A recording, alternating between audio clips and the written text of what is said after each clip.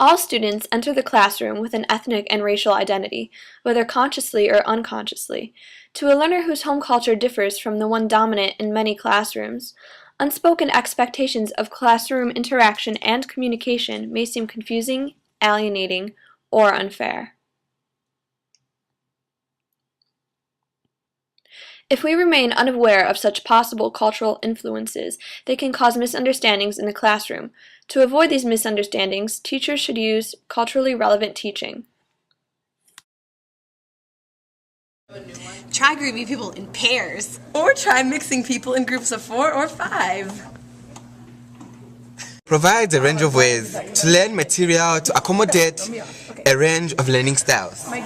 Although it is very important not to stereotype an ethnic group, studies have been done to suggest the most common learning styles within a lecture. Culture. Well, I don't normally raise my hand in class, but when I am in class, I'm very silent. I don't look my teacher in the eye because that's just our way of giving respect to the teacher.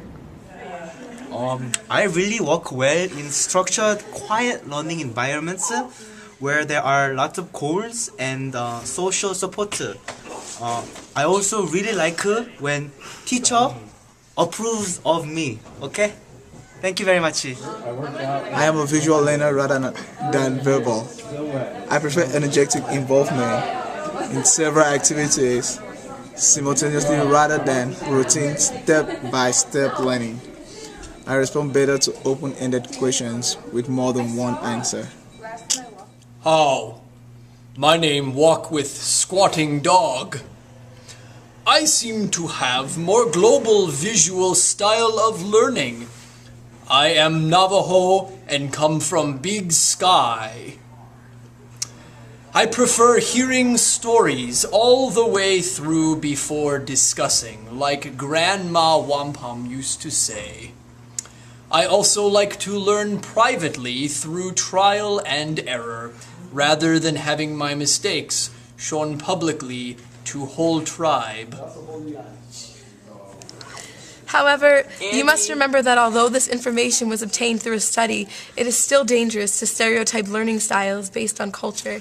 It is better to get to know your students and their learning preferences and to use various styles when teaching. Teach classroom procedures directly, even ways of doing things that you thought everyone would know. For example, show the students how to get your attention.